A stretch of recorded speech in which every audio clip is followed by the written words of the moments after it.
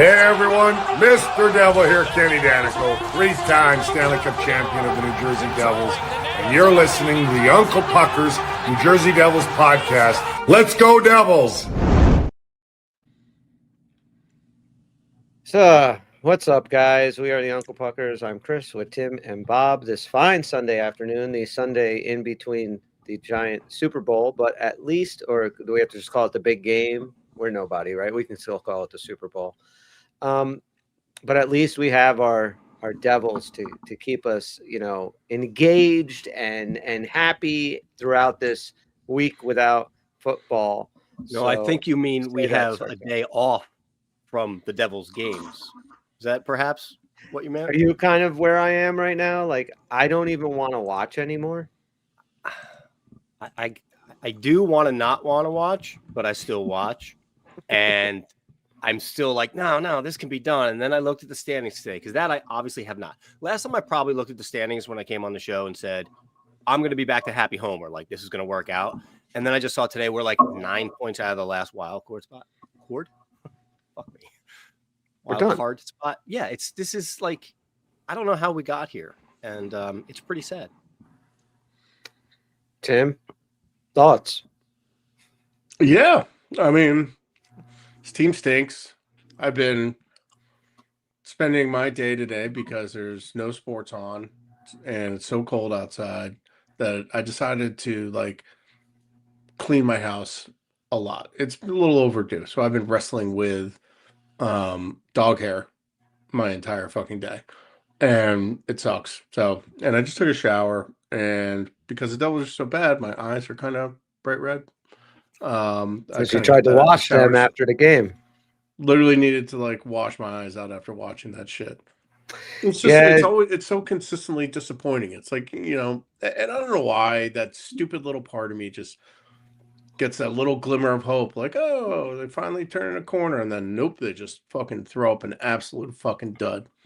Man, Johnny Devil, I think we're all with you. I think this is one of the most disappointing seasons I can remember.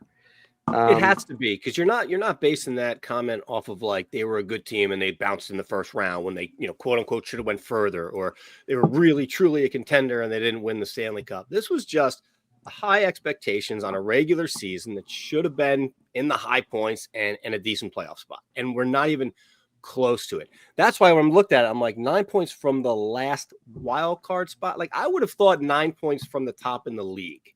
That's where I was at this summer. You know what I mean? So at least on paper, as we discussed, it's just so incredibly disappointing, the performance of almost everybody throughout the lineup. There's some key guys that, we talked about that. We went through the exercise. We literally let half the team go. We could replace with, other serviceable players. But, I mean, almost to a man, it's just below standards. And that is just extremely aggravating. Yeah, I agree. I mean, it's getting to a point where, throughout the course of this season, I think we all, the changes we would make and who, you talked about, who would we keep, who would go. At this point, I have no desire for any of these guys. The effort last night, lack of scoring fucking goals, opportunity after opportunity, and they cannot bury more than one fucking goal behind Linus Ullmark last night. There's just no excuse for it. When you look at this team, I understand Jack wasn't playing, but Nico Hischier, Jesper Bratt, Timo Meier, Dawson Mercer, Connor Brown, Dougie Hamilton, nobody can score a fucking goal. It's just it's a joke. I think Tom Fitzgerald needs to be fired immediately, and I think whatever rebuild that ownership is going to attempt needs to start now. So before the trade deadline, I don't give a shit. Dump whoever the hell you have to dump. You're not making the playoffs. So what are we doing? Something has to change. Yeah, and looking at the standings, there is only one way into the playoffs, and it's fucking ridiculous. And there's nothing that this team controls their own fate or their own destiny. And quite frankly, I kind of don't want them to control their own fate and their own destiny, because they fucking pretty much stink at doing that. It's to catch the Islanders for that Metro third spot. The wild card, is out of reach. It's going to be 5 Atlantic teams and 3 Metro teams. The Metro fucking stinks. It's an awful division. But it's just sad. Columbus is ahead of us. Yeah. By 3 points. Like that's and By 5 after tomorrow. We were in first on Black Friday. Then on December 15th, we were 3 points out. January 1st, we were 3 points out. January 30th or January 15th, we were 3 points out. And now we are 7 points out of the away from the Islanders. So just looking at right, and there were opportunities to make up some points there. And once again, like 2 years ago, the opportunities are there and they blow it every single time. And you look at the chat, like every fan, there's nobody here now making excuses anymore. There's nobody on the chat saying, well, this guy's hurt or this person or that, or no, it's everybody's pissed off. This team sucks. Do something. And whether it be a fucking tear down, anything, like something has to change. People have to be fucking fired. People have to be held accountable for this. This is embarrassing. Is there a team that had higher expectations that have lived up to it as poorly as the Devils have this year? I can't remember a team. 3 years in a row, this team was, anywhere from top 5 to top 10 in Stanley Cup odds. And 3 years in a row, they have failed spectacularly. That's on management, that's on the players, that's on the coaches. So it's just not working. And your mileage may vary on who to blame, but I think the general consensus is that the front office, and it's not just Tom Fitzgerald for me, it's like that the whole organization needs to be cleaned up, because the scouting for the pro scouting isn't good. The sort of the contract negotiations aren't good. The amateur scouting isn't good. Utica's second to last in the AHL. That's Dan McKinnon's responsibility. He's the AGM. Like Kate Madigan, like she runs like operations and stuff. I think a lot more behind the scenes. I don't know like what she actually does. Like, but it can't be someone who takes over for Fitz. And I know we've talked about this a lot. I don't see him getting fired until at least the offseason. You're probably right. But he should, like, he has not deserved the opportunity to to make any more changes for this team. I do think there are things like at this juncture in this season that's lost. And for David Chimes, we are still going to make the playoffs. He sent me a message last night. He was like, "Are you still going to be doing that bit?" And I was like, "Absolutely, we're making the playoffs." Yeah. So as long as we're all aware it's a bit, but like I think you have to move forward with putting Dougie back on the table. I think you could, because if you look around the league right now, nobody's fucking selling. So if we step up and they're like, we are for sale, like we can recoup a shitload of assets for a lot of different guys. Siegenthaler could probably get a first. Dylan could probably get at least a second and a third, or maybe a young prospect. Kovacevic, what could we get for him? Like, my opinion is that we need to get rid of half of this decor. They fucking suck. You're asking Fitzgerald to admit defeat at that point, and I don't know that his ego understands that, because all he heard for years was how great some of his contracts were, how great it was to lock in Jack to this and Jesper to that. And that's why I think he jumped at Markstrom for no reason at all, just to show, hey, look what else I can do. I got my backup goalie signed for $1 million for 20 years. I can also get this guy. And I don't think he's got it in him to say, we're not making a realistic run this year. I think his ego is going to get in the way. If he does it and sells, I'll be shocked. It took him 2 years to offload Palat. I realized Palat was good in the playoffs, but he needs to get to the playoffs first. And having $6 million as an anchor in a lineup that isn't producing and isn't scoring and isn't going to get us to the playoffs, your success in the playoffs doesn't matter. And it took him too long to realize that. And a lot of the story around that was that it was ego driven. But you're right. He thinks he was some kind of contract wizard by locking in so much of this team and making it unmovable. He left himself so few outs to get out of things. Like, we all thought Timo was the right move at the time. I thought it was a great move.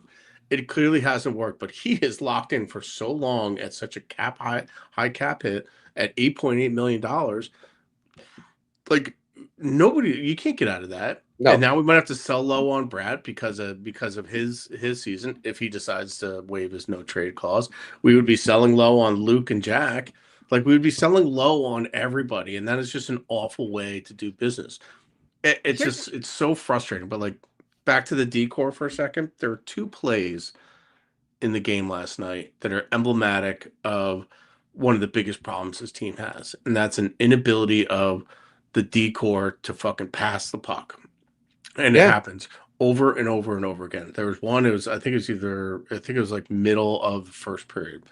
Very simple regroup where Siegenthaler throws a pass D to D to Kovacevic. It's 5 feet in front of him.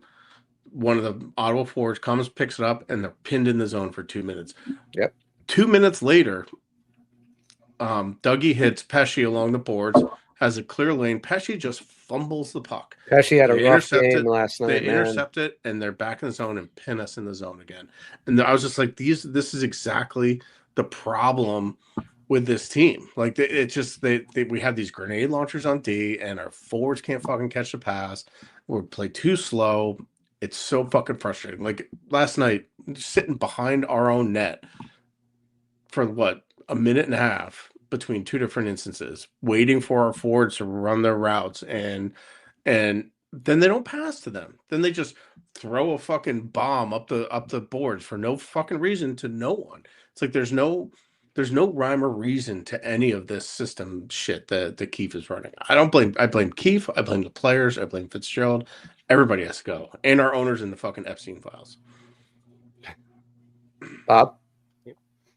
I wanted to make one other point on Timo. Like, in and itself, that would be acceptable, like what was given to him. Because at the time, there was a demand for him. You're going for it. You know what I mean? Like, if that was the one outlier, you're like, fine, we did it. We tried it. Didn't work. But the problem is that he just kept, again, expanding, overcompensating, which has been his modus operandi, right? Since he got here. He finds one little weakness, overcompensates, and then makes something else like a negative. So I think he did that again with these contract situations. And then I had another point, but I forget what it is right now. So let's just close the show down. Well, if you remember it, just throw it out there. But yeah, I mean, this is now been, like you said, 3 years of this. This team is not good. They're not coached well. There's no leadership in that dressing room. There's just, it's a fucking mess. And I am at the point where I don't, like most of you, don't care what the fuck you do. Just do something. And I agree. I don't trust Tom Fitzgerald to be the guy to make the move. That's why I think ownership should just can his ass now. Put somebody in an interim basis, get through the fucking year, and then after this season, fire sale, whatever the fuck you got to do, and try and rebuild this team after you hire a good general manager that knows what the fuck they're doing. But this team has never given us a reason that they're going to actually fix the problems that they have, because they've never done it. I mean, I think they're just gonna run back this group next year. Yeah, you're probably right. Like maybe Glendening won't be around and Lamico won't be around, and Dadonov won't be around. Great.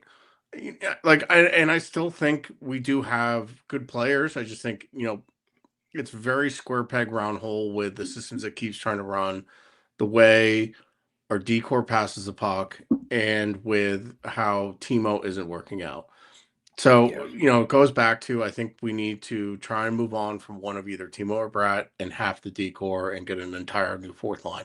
I think the fourth line, I would much rather have 3 kids from Utica, Hallinan, 2 other guys, whoever the fuck they are, would you guys, whatever. Would you guys be open to trading Markstrom? Yes, Chris. I would be open. He's our number one, guys. He's locked in. This motherfucker. Don't be throwing softballs like that. He's another guy that absolutely has to be. I don't know. Let me think about it. Let me look at his numbers so far. He's been so good. On the forefront of the trade block. You've got to move fucking Markstrom this offseason. He cannot be the goalie moving forward. It's time for Dawes and Allen. See what they can do. Make Dawes, a 1A. I believe in the kid. I think he can't do any fucking worse than Markstrom's done this year. So yeah, I think guys like all these old dudes I want to see gone. I'm so fucking sick of this team. Like they bring me no joy. Like, that after the first goal goes in, and I said this a couple of nights ago, like a couple of shows ago, every game I begin watching, I'm waiting for that offensive explosion. I'm waiting for these guys to just kind of break out of this, and everybody does it at the same time, and they throw 5, 6, 7 up, and it's just okay. Now they're beginning to roll, and the puck starts finding the back of the net. And every single game, it's like, all right, we're pulling our goalie with fucking 2 minutes left because we're down by a goal or two. We only scored 1, and it's a recipe for disaster. But like if you look at the 3 goals that we had against Nashville were all like beautiful, like devils of old goals. Dougie sniping the top corner, Brat showing those hands at close, Nico unleashing that fucking bomb in overtime. And how many getting that like, wide open spot and against the win? I guess did he score against Nashville or was that Winnipeg? I forget. Doesn't matter. Yeah, I like him. Who? Hamaniho. Yeah, I like Hamaniho, Gritzik, Glass. I think Glass may actually have some trade value, so I think that's something you got to look at. But I feel like that kind of fucks us up even more. But I think he's a guy that we got to hold on to. I don't think we should be getting rid of Jack Hughes. I realize people have problems with him. I realize he's can't stay healthy, but there's a laundry list and a long history of young players, good players, high-end players that have spent the early part of their career injured. I agree with you, bud. Here's my problem, though, going back to Chris's take on like thinking that at any moment this team is going to come together with an offensive explosion. Let me put it to you this way. With this group of guys, we can't get one guy to say, let me at least try to do what Taylor Hall was able to do for us and just hop on my back. We're going to score some goals. We're going to make some noise. Like, you all worry about the defense and keeping the puck out. Just let me do my thing. Just follow me. Not one of these guys can do that. Any one of them. Timo, at one point, we thought could have been that guy. Jack should be that guy. Nico can be at times. Brat, unless it's an assist, he's probably not giving you much these days. Like, it really bothers me that you got a full, you're up to the cap. You've got real high-end quality players, and not a single one of them can say, fuck the rest of you. I'm at least going to try. That's what it feels like to me.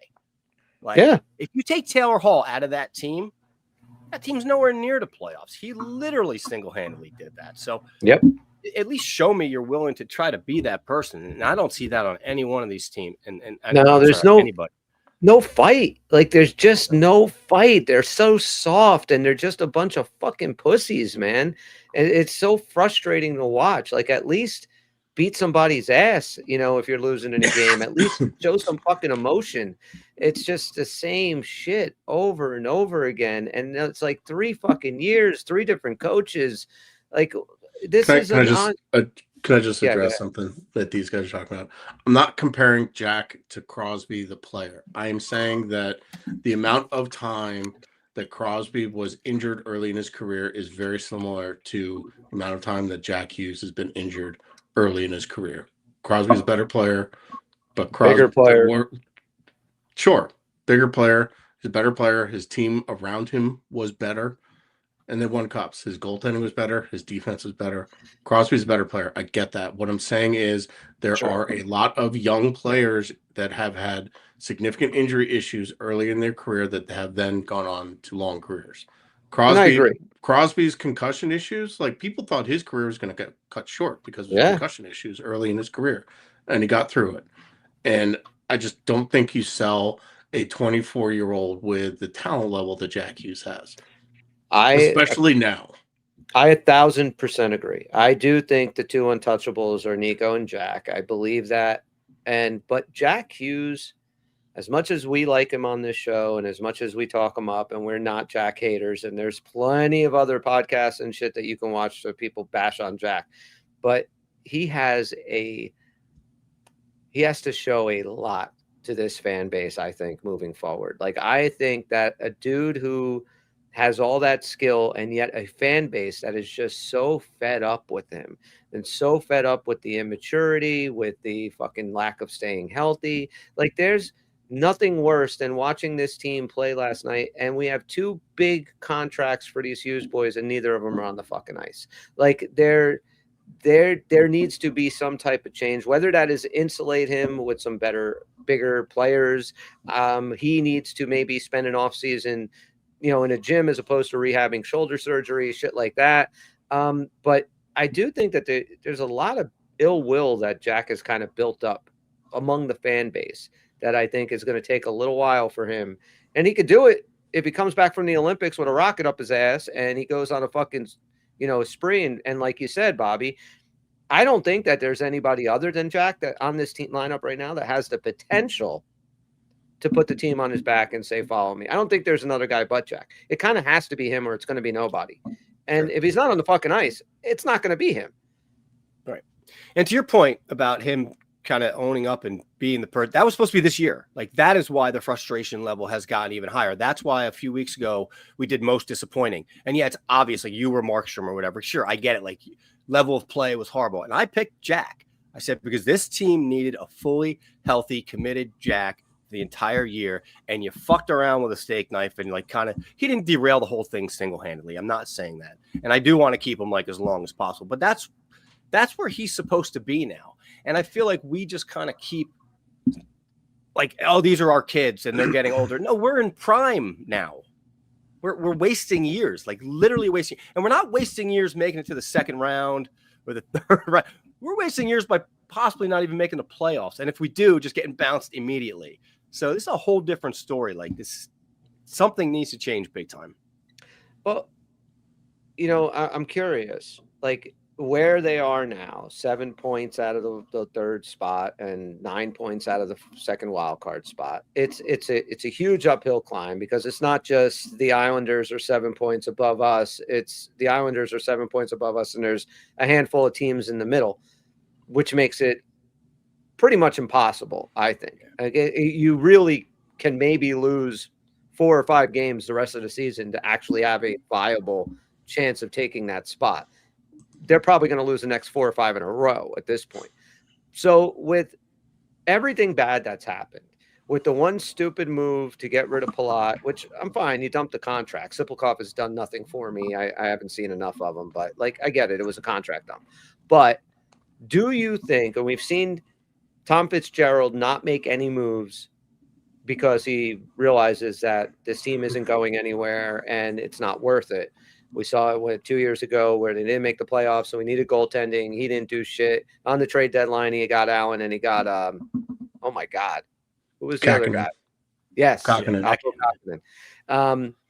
But do you think he will try to make this team better, or do you think that that he's just going to kind of use the whole injuries? And I do want to go back to the steak knife thing where you said that didn't derail this year. I'm not so sure about it. Wasn't that. A steak knife. What? It wasn't a steak knife. I mean, it was he hurt his hand on glass. That's whatever. The anyway. steak, whatever happened. Yeah. Look, I get it. It's just like, let's keep our eyes on the prize. Like, Jack isn't going to go anywhere. We need to get rid of fucking Tom Fitzgerald. But here's my question. He is culprit number one. Yes, absolutely. In the problem with this organization. Do you think he makes any type of moves to try to get this team into the playoffs this year? Or is it going to be one of those, well, we've had injuries and guys weren't this and this and that? And no, I think he will make moves. I don't think he will do anything of substantial weight that the team really needs. I think if anything, he'd want to push that off to the summer to really consider his options. I.e. trading a big piece, a hockey piece like a Meyer or Brad or something like that. But even in that case, I think that he's just going to regurgitate or flip, this name with that name, bring another kind of ancillary. Oh, here's a top 6 guy we can just kind of throw in. He's got a year left. He makes a little bit of money. We'll see if it works out and sign him. I don't think he's got the stones to turn this thing around in a big way. Like you said, to you, Hughes, Hischier, untouchable. I pretty much agree with that too. I wouldn't break up those two, to be quite honest. There's too much talent there. But the amount of work that needs to be done to really get this thing going, I don't think he could do that. No, and it is very difficult. And this is something I will agree with. If you have someone who makes $8.8 million and has a full no movement clause for 5 years, like, that is a very difficult contract to move. Okay. especially if that guy is only scoring 40 points a season, because Right. and that's Timo. Jesper Bratt, same thing, full no move. Like Puckpedia, the actual graphic, this always cracks me up on Puckpedia. The actual graphic is an anchor. These two anchors are basically unmovable in season and probably not in the off season. Jesper Bratt just bought a house, and Tom and his little hidden gem we're a family bullshit. Like it's I just don't see it happening. I think we're just gonna be like, down year, that's that. I think of those I think two. that's what's gonna fucking happen. I think of those two, you can have a Brat because he's got a little more versatility to kind of play with anyone. So just follow me here for a second. Like you can have him on a Heischer line, you could have him on a Jack line, you could have him on a third line. Like he's got wheels, he can move, he could drive some play if he could just actually shoot the puck on net and not wide of the net. Maybe we're having a totally different conversation. But with a guy like Timo, if you can't move him, right, and no one's going to take it, why?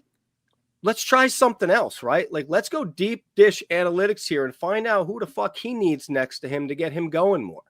Like, maybe that's a lost cause too. I don't know, but there's got to be something more than saying, Timo don't fit. He makes 8.8. We're going to get 40 points a year. No, you got to find something that can help get this guy going. Maybe it's a very specific type of player that we have not had since we got him. I don't know. I actually really liked the Timo Glass Brown line. Like, I want to see more of that. Like, I thought Timo was actually really good last night. Yeah, I think that line has potential. And I disagree with the blowing things up in the summer. Like, I agree with what some people are saying here. Like, nobody's selling. Like, start selling. And maybe you can put a halfway decent team around Brat and Jack and, Nico and Luke, and then when they come back, that maybe they can make a run if they have some more pieces in place, some better fits. I would fucking do it. I wouldn't sit around and wait. If I was Tom Fitzgerald, I would start picking the phone up now. But somebody else mentioned now they said last night that Jack was going to be playing before the Olympics, right? Yeah, I mean they only said he was day to day. Like, and look, he got hurt again. I don't know what happened to him. It looked like he kind of. It was a play where he came into the zone and tried to split the D, and I don't know, one of his leg kind of got caught behind him. He went in for like soft tissue imaging, which means it was like a pull or a sprain or a strain or something like that. It wasn't, I thought he might have gotten slashed on the foot, but it's right on the toe cap, which you're not going to feel that. So it was a soft tissue thing. And look, I get the frustration with Jack. I get it. It's just like I still think there is and this goes into bringing in a new GM who needs to come in and be like, are you in this for the Devils? Or are you in this for yourself? I don't think he's as selfish or arrogant or immature as a lot of people make him out to be. I think he is, like, every interview with him, every time he steps on the ice, he's one of the most competitive people we have. He's just slight. And we need to figure out, I think his skill set and Brad's skill set are too duplicative. Well, that I agree, but that wasn't where I was going to go with Jack. I know I went on a tangent. I'm sorry. I was going to just ask you guys, how would you feel if he doesn't play these next two games, but then jumps right into the Olympics? Would that piss you off? I mean, not really. I've seen a lot of that going around, and I understand people's sentiment on that, but I also understand timing to recovery. And just because it might happen to fall in parallel to the schedule stopping and Olympics starting, you can't really then say, oh, you just, put it away for us just so we can play the Olympics. I think the way these athletes are treated now with their timetables and when they can get back to work and all that, it's pretty well mapped out. And if it just happens to fall that way, I personally wouldn't be pissed. Plus, I want to see Jack Hughes play in the playoffs. Like, it's just, playoffs. Like, we're not going to see that, the Olympics. We're not. I don't think it's a shitty look. Like, I agree with what Bob just said. It's like he got hurt here. This amount of time passes to when he's not hurt, and then when he's not hurt coincides with the Olympics. Like, he's going to play in the Olympics. Like, he's going to play there. Like, there's nothing we can do about it. It's a dream of his. He's never had this opportunity. Like that's a thing. It's whatever. I understand 1,000%. Sometimes the injuries just line out, but I disagree with you, Tim, when you say it's not a bad look. It's a really bad look. Why? Regardless of why, he can't. He's hurt. Why is it a bad look that he's hurt when the Devils game is happening? Look He's not hurt when the Olympics because if they're saying now, like they did last night, that they expect him back before the Olympics. So tomorrow against Columbus or the Islanders, one of those games, both of those games, he's already said to be out. Now it's a bad look, regardless of why. If he's missed these next 2 games, regardless of why, it's a bad look because it looks like you don't want to suit up with the Devils because you want to make sure you're 100% healthy for the Olympics. I'm not saying that I agree or disagree. I'm saying, though, I do agree that it's a bad look, regardless of whether or not it really is. Does he need to play the next 2 games to not be a bad look? The last game to not be a bad look? Yeah. For me, I'm used to Jack others. not being in the lineup, so I don't give a shit. Like me personally, I don't give a shit. Like, okay, you're gonna play, you're gonna play. I mean, I've given up on really, really hoping that Jack stays healthy for an entire year and he plays all 82 and stuff like that. That tracks. I'm kind of like it's not gonna happen. But if he can come back, if he can come back after the Olympics, even if he plays 1, 2 games, none, whatever, he's got to come back after the Olympics and help this fucking team out so much more than he has this year. And I think he can. Like, that's it. He can, but he's got to stay healthy, and you got to get some pieces around him that can fucking finish. Well, the game he got hurt, he looked like Jack of old. Oh, he was doing all sorts of Jack shit, man. The game before that, where he stripped whatever twice on Logan Stanley game. Oh yeah, that's probably. Oh my god, like that's just. I mean, when he wants to be, he's the best player on the fucking ice any given night.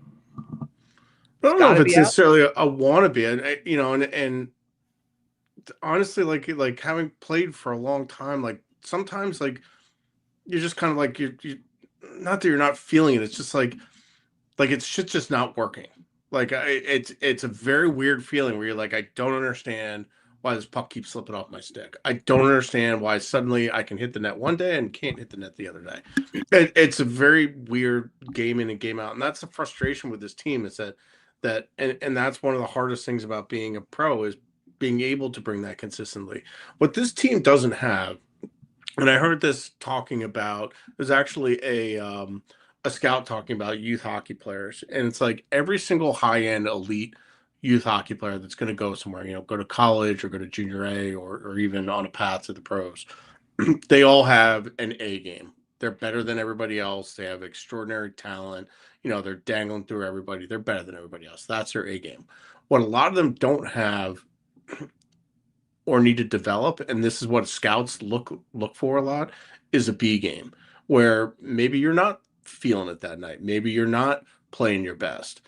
And you need to contribute and do things and continue to do things the right way and be on the right side of the puck and be contributing defensively and getting the puck out of the zone and maybe setting up your teammates a little bit more, or maybe throwing picks or getting in the way of guys, or maybe being cleaner through the neutral zone or being engaged more physically to have a B game. And I feel like the Devils as a whole haven't shown an A game for a long time. Right, I was just going to say they don't have an A game. But like they haven't even shown that B game or that C game. Like that's the thing. It's like the layers of like what you bring to the table, they just can't do it consistently. Hey, look, you go to those Devil teams that, we always harken back to in the 90s and 2000s, they were prime for that, oh shit, maybe Marty's not on 100% of his game. We're going to have to find other ways to win. We're going to have to lock it down a little more. Maybe we have to play a little more physical. Maybe we know at this point the score is 2-1 and we're going to keep it that way for the next half of, for the next 30 minutes or whatever. They are incapable of that, I think, Tim, because of something that you said. They're incapable of a B game because they don't have an identity when it comes to their A game. Yes. And yeah, that's what Jay Snow just mentioned. It's like, what is this team even good at? Yeah, that's a good question. And that's why I don't think there is anything, and they don't have an identity. We talked about this before. It's like, what if you were to describe the Devils, what would you describe as like the core of their play? Bob, you can't. I mean, you want to go right to like freewheeling, high driving offense, but they haven't shown that. So I am stumbled by this question because I do not know at all what they are to be. Yeah, and it's funny, you hear, like you listen to 32 Thoughts or like when they're on TNT or have an ESPN national game, the narrative about this team is 2 years old. It's like, oh, they're fast and have skill. Right. It's like Yeah, but like it never shows up, and I think that is partly play style, but it's also kind of the sort of connectivity of all the different players on the ice, how Keefe is coaching them, how and I do think Fitz was like, hey, we need to play more defensive playoff style hockey, and Keefe was like, all right, well, let me find some systems that work for that. And I feel like maybe Keefe doesn't even believe in the systems that he's using. And there's something that's translating about that in the locker room where he's trying to preach a certain system that he doesn't necessarily believe in because he was told to play a certain way. So you think, and I think we touched on this the last show, you think there is some training wheels on this team that maybe like, hey, you know what? I don't give a shit right now. Just forward as fast as you can. Use your fucking speed. Just, let's try and just pin these guys back using our speed instead of trying to find, like you said, every perfect pass out of the zone. There's way too much thinking involved in this team. Like when they're really good is when the pucks are off their sticks quick, when they're up and down the ice quick, when they don't seem to be spending too much time dicking around with the puck thinking. Like, is that part of it? Like, is the scheme and all that kind of just they're, not 100%. Like, and it's a lot of it is allowing the other team to get set up in their structure, because if a team can be set up and in their structure and have their gaps properly when they're on the defensive side of the puck, like that is it's hard to get through any team in the National Hockey League when they're set up in their structure. The way you defeat that is by moving the puck up quick with pace. It may be sloppy, it may not look great, but if you're putting pressure on the other guys to make mistakes, it's like you got to force mistakes, and they're not forcing mistakes. I don't know. They suck. Fuck this team. All right. Well, I want to dive into Don LaGreca. He did make a couple of fun little things last night. So let's two nights in a row. I want to do the Nashville one first. Okay, so the new segment. What did Don fuck up tonight, or whatever we're calling it? So Tim, what did you notice? So, there's a kid Weisblatt on Nashville. Very good story. ESPN. His mother, who basically raised him, is deaf. So he grew up with sign language, and he has three brothers. One of them actually tragically passed away. That sucks. In a car accident, actually, like last year. And another one was drafted as well. I'm not sure where he is. So Don, in all his wisdom, said his parents are blind, so he had to learn sign language. Yeah, it was the best, dude. And I was just like, he did correct himself right after. It was like, I mean, deaf, but it's like, it's a very Don thing to do. You don't have credibility or leeway to now correct yourself after the fact. Like, this is just your thing. And honestly, like it goes back to like the entire product of this team is so unwatchable, from the announcers to like Dano and Sal just being cheerleaders and twisting themselves in knots to justify what's going on in the ice, to Bob's girl just tripping over her words, although she's getting a little better. It's just so bad from top to bottom, this product to watch. Like, I should have watched the Ottawa feed last night. I don't know why I watched the Devils feed, but yeah. Well, the one thing I noticed was in last night's game. It was he got a little tongue tied when Zetterlund had that opportunity in the first, and he went, "Oh, friend Zedlund, right? Not Zetterlund. It was Zedlund. He can't get the whole word out. He got himself all tongue tied." And then yours was actually the best one that we noticed after the Devils scored. So what did he say, Tim? Oh, when he's like, "Oh, and the Devils draw first blood." Yes. And it's just like, no, they didn't. Nope. No, they drew second blood. There's actually, made it a 1-1 game, buddy. Yeah, there was already a goal, Don. There was already a goal. Definitely not first blood. You know what's fun about this is now I got to start writing these down, because now I just, as they happen, I just chuckle and move on, but I'll make sure to write them down. Like, instantly, my phone explodes from a few different text chains. Like, as soon as, because we're all like, we're on edge waiting for that instant fuck up, and then it's like ping, ping, ping, and it's just, it makes me smile. That actually is part of the game that makes me smile right now. And one of my favorite consistent ones is him calling Gritzuk Mercer, but then fucking up Mercer's name and calling him Merkel. That's Merkel was the always an best one. entertaining one. Then when he didn't even say Lenny's name during his first NHL goal. Oh my God, yeah, he completely blew that. But look, so here's it. I think Don is also a victim of how bad the Devils are.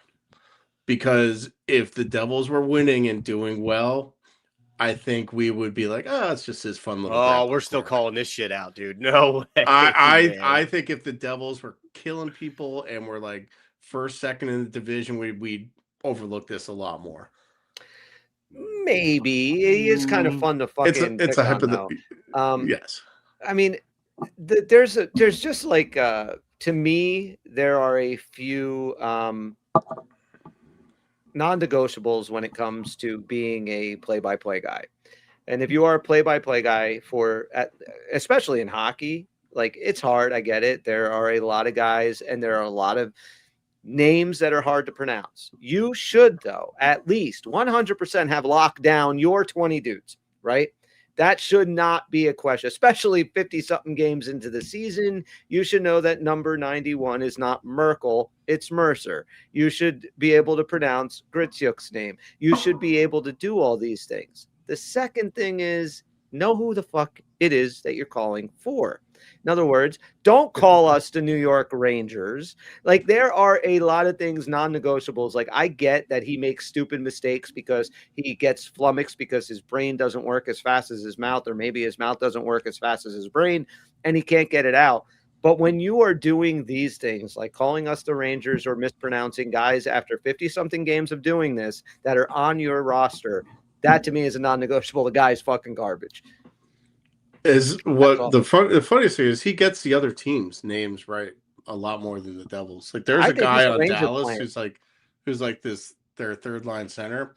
His name has consonants and vowels where there shouldn't be consonants and vowels, and like numbers and H's and Y's and Z's in places where you're like, well, that's not a real fucking name. And he got that name perfectly. So yes. I think to the point we made earlier, it's the whole package deal of this year that just feels weird. It's like inappropriate comments by the GM. Basically, it's like, yeah, Hamilton, we don't want you anymore. Oh, wait, who's hurt? Oh, never mind, Hamilton. Get in here. We need you there, big guy. To like making change for change's sake, like with the TV crew, like nobody wanted Bill gone. Like Bill was great. I don't see the point of that. It's just like this comedy of errors this year. And it's just to the point where you can't laugh about it because you are invested and you really did want to see him win. And we suffered through all these years. And it just kind of tails us back to like, this is probably the most painful year ever. Yeah. Like there've been bad teams in the history of the Devils. You know, some of those 80s teams were a nightmare. Some of the teams earlier this decade were a nightmare. But that just the expectations going in, like we thought, like, I know it's been 3 years, but like, we saw the flaws with the goalies. Fitz waited too long on the goalies to fix that. That sunk Lindy, who actually, you know, I've seen a lot of people kind of retroactively being like, oh, maybe firing Lindy was a mistake. It's like, all right, let's tap the brakes on that. Then, you know, we needed to get a little bit bigger and stronger, but we sacrificed speed and agility and skill to get bigger and stronger. And now we have no speed, agility, and talent. And it's just this circle of just mistakes just have fucking sunk this team. And I think attitude has a lot to do with it too. He's not getting the right players in this dressing room. You know, wait a minute, we don't have any dickheads. Well, yeah, I think that is something else that has come back to bite him in the ass, because I don't think there's any Devil fan that you would ask right now that would say that now, that we don't want take a dickhead on every line, please. Yeah, I want dickheads in that fucking locker room. I want guys that are going to be, you know, hold each other and themselves fucking accountable. I want leaders. I don't care that everybody, you know, maybe doesn't get along and isn't all buddy all the time. As long as that respect is there, that's what matters. Yeah. And I don't see that at all with this fucking team. He just has done everything wrong. Yeah. Like Tim said, there have been worse teams on this, but effort shows, right? You can be a bad team and I'll be excited to watch every one of your games. Like, we've seen it. Effort shows, man. This just feels like they're like, shit, another little bit of adversity happened. We're just going to pack in this year and come back next year. Look, 21-22. That team sucked. that team played every fucking game. I mean, and there were games they were down 4 or 5 goals in the third, and they would get it to overtime. I did it against Florida one year, that year, and that was the Florida President's Trophy team. Like, they played 60 minutes, and it was led by guys like Nico Hischier. And yeah, it's just not there. I remember judging that team because I knew they weren't going anywhere. Like, they were a bad team. But I remember judging that team from the entertainment standpoint of how close did they get by the end of the game? Like, was it, pulled net, like, kind of situation? And, like, most of their losses were, like, within this window of a goal or two, which means it was kind of an exciting game all the way through because you still had a chance. You weren't just out of games. You weren't looking like you were out of games. They were pulling goalies. They were scoring goals with the goalie pulled. It was just like, we're not going to quit. We didn't win, but we didn't quit. And then a few little moves were made that summer. And the next year, they went on their 112-point, year and kind of broke out. They built off of that season prior, had a great year. And then Fitzgerald just got his fucking hands in and started fucking it all up. And that's what we have. Yeah, like I didn't really have any problems with, like, I know people were like, oh, we weren't tough enough or big enough. It's like, I don't really agree with that at all. Like there are multiple ways to win in this league, and we showed that. I think the biggest issue against Carolina was they had an entire week before, and we had one day to get ready for that series after an emotionally draining series. But he took that and fucked it all 1,000%. 7 games against the Rangers, and the next night you have to start against Carolina in the second round. That's and you're a young team. It's your most of these guys' first time in the playoffs. It's tough. I don't blame them on that. I don't believe it was anything other than what you just said that caused them that series. Yeah, like 5'10" Jesper Fast set fucking 6'6" Ryan Graves of the Shadow Realm with a hit. Like, so it's not about size or any of that shit. It was like, I don't know. You just need guys with fucking a good attitude and balls that will just play through shit. And that was an interesting description I heard a couple of weeks ago, was that the Devils, they don't play through things, they play around things. And I feel like that's a pretty apt description of how they play this game. So I just wanted to check something because I didn't know the exact date of it, but Markstrom's extension was signed November 1st. Okay. And something in the back of my mind was kind of thinking about how the team, they always say, oh, Markstrom battle. It's like, I don't want a goalie to battle. I want a goalie to stop pucks. And I kind of, a little bit of me is like, some of the guys on the team were like, we signed that guy again? Like, the guy that can't fucking stop a goddamn thing is like, that's who we're going to go with this season is the guy that isn't a very good goalie. Like, that's not going to help us. I think there's something there, but whatever. I don't know. Well, that would lead more to, that there is some rifts in this dressing room. And I think there are. I think that this dressing room seems kind of cliquey, and I don't know. I don't. Yeah, I mean, we're not in the room. We don't. No, but you kind of can see the play on the ice, and, you kind of try and coincide like, well, this doesn't seem to be a team that is super tight and playing for each other and all the other support shit, like, area of it. Yeah. So I mean, I don't know. I'm not there. And who gives a no, fuck? I know. I just don't know about clicky. I just think they stink. So I think immediately, this team this season is sunk. I think you can find a pretty good deal for Dougie right now. I think that would be the next logical move. And I don't know. Maybe you could talk Timo or Brad into being like, hey, we're not going anywhere.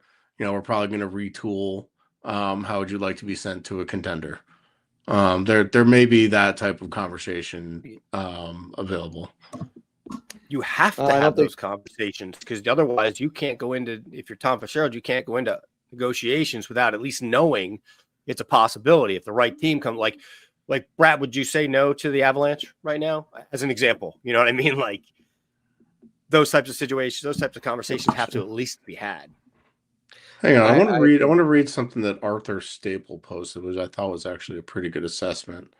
I don't think Brad's going anywhere. I really don't. I don't think so either. I think it'll be Hamilton. Jay Snow's asking about Mercer. Would you dangle Mercer? Yes. Yeah, I mean, I think Mercer. Yes. Anybody who would have value that we can sell high on.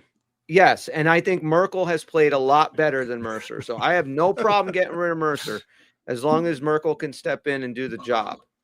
I think I think there are a variety of players. I think Siegenthaler has value. I think Dylan could be approached about getting, I think Dylan has one more year after this on his deal about going to join a winner.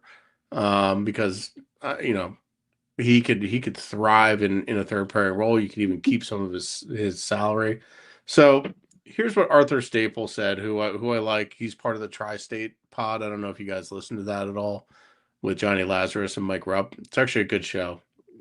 So it's like, what would a sell-off look like before the deadline? He said, still maintain there's zero reason to hold back on a Dougie trade. You need to get that contract off the books and redo the D. That's kind of my thing. Even though Nemec still isn't close to where you need a top pair right D to B, which is true. Could get a decent return for Glass. Ideally, you want to keep guys like him, but a career 10% shooter that's shooting at 17.3%, Tully's might not be repeatable, which is an interesting point.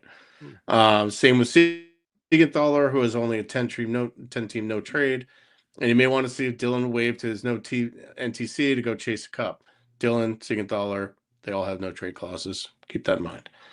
So I think there's a path to really start reshaping this team as of now.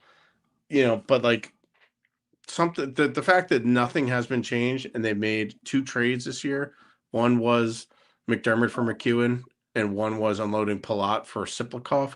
The fact that those are the only things that have happened, like, yeah, that's bad. Why is Colleton still have a job? The power play was 0 for 5 last night. Why does any of these guys have jobs? Like, why does Keefe still have a job? I kind of think Keefe is like trying to coach to get fired, or at least get Fitz fired. Why is Rogalski still fucking here? Like, change him. He's been around forever. It's so low stakes because he's probably a Marty guy, and they don't want to piss off the franchise legend. So it's so dumb. Like, everything. Move him to another role and get something going. Yeah. Like, hey, is DeBoer still like unemployed? Anyone? Yeah. Want to phone him in? Like, I feel like he's a hockey mind that can at least say, "Whoa, these pieces aren't working together. Let's try something different." Yeah, or Tortorella. But I think DeBoer is on the Canadian Olympic coaching staff, and I read somewhere that he was kind of focusing on that, and then after the Olympics, he'd probably think more about getting back into the league. I would take that guy back. I don't even remember why we got rid of him. Staff. Torts is on one of those coaching staffs too. Yeah, but it's just like what the Devils will do, because this is what they do, is they'll fire Fitz and give the job to McKinnon, and they'll like fire Keefe and then give the job to Colleton. It's just they'll hire internally and promote someone internally when they really need to look outside this organization with someone with fresh eyes that can bring in a new process, new ideas, new philosophy. It's just so fucking irritating. I hate this goddamn team. I think that's a good spot to close it up tonight. I hate this fucking team. Any other final thoughts, boys? No, that's a good show title, though. I don't know if you did that already. Yeah, probably we'll do it for that one. We'll start typing, it's going to auto pop up. Like, oh shit, we used it 4 times. I know. Don't look at my Google history. If not, we still have quite a bit of runway to use. I hate this fucking team at some point. Yep. So maybe the good news is in a couple of weeks we'll be talking about the Olympics, and maybe that'll be fun hockey to talk about. Yeah, I'm looking forward to the Olympics, and we'll dive into that when the time comes. The time gets closer. That's going to be fun. But right now, I care about the Devils. They need to get about 40 points if they were to make the playoffs. That is a .740 winning percentage. So they basically need to win 3 or 4 games. They need to win 3 out of every 4 games. So you figure 5 games. They can't lose more than 5 games. Yes, that's basically the math on that. Yep. Yeah. Good times. Yes. And that'll be they can't lose more than 3 games. And by the time the Olympics starts, they can only lose. Columbus and the Islanders are going to smoke us. Like Columbus is kicking the shit out of everybody. New coach bump. Who knew that could happen? Buffalo got a new GM fucking bump, and that's never happened before. And Buffalo got a fucking new GM bump. It's crazy. Ugh. God, go Devils! Yay! Fuck you, Delicate. We'll be back at some point next week, guys. Thanks for hanging out with us. This is always fun, and you know what to do. Like,